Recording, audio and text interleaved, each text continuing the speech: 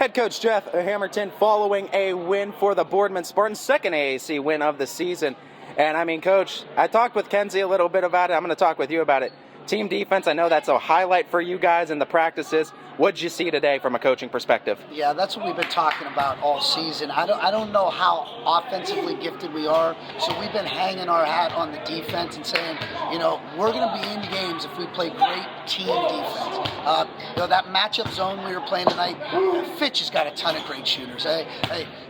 One after another, they're just bringing out there at you. So you really got to communicate in that zone to make sure you don't leave anybody. We did have one breakdown tonight, and full time made us pay for it, but overall, I couldn't be more happy with the defensive effort. When the law of averages isn't favoring you at the free throw line, how much more important is that team defense and those effort plays when that's happening? Yeah, because, the one thing that, and we shoot a ton of them too. I mean, we put the gun up yesterday, and we made every starter shoot 50 extra free throws on the gun on top of the ones that we shoot, and it looked like we've never shot them before.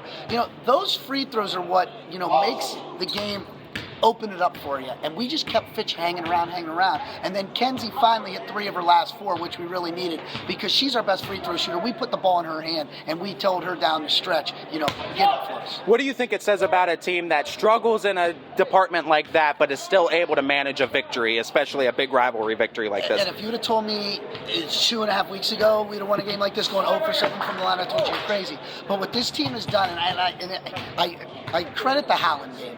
We were really getting beat by Howland, and that's a good basketball team up there, and the girls kept clawing. And at the end, Kenzie's at the free throw line in a tied game, makes both of them, gets a steal and a win. And since then, these girls have really believed what they're doing, and they've carried it over to 4 wins in a row. You want to talk about keeping the win streak rolling? It's going to be another defensive grudge match in your next matchup against the Salem Lady Quakers. No one really presses like the Quakers can press. Talk to me about some of the challenges that they're going to bring, but what you're looking forward to in testing your Spartans against that team. First of all, it's great to come back to home. I mean, we have 8 games. We're 5-3. 6 of them been on the road. So this will be our first home game in a while.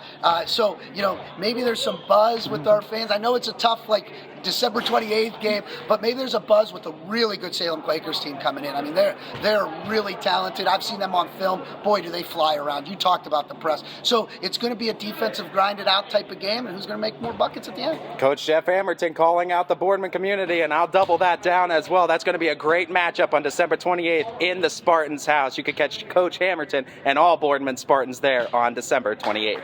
Thanks.